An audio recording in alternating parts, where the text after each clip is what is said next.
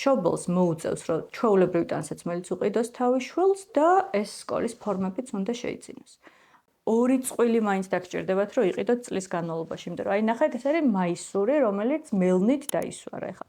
ასეთით ხო ვერ ივლის ბავშვი სკოლაში. მეორე პრობლემა ის არის, რომ ყოველდღე უნდა რეცხოთ ეს ტანსაცმელი.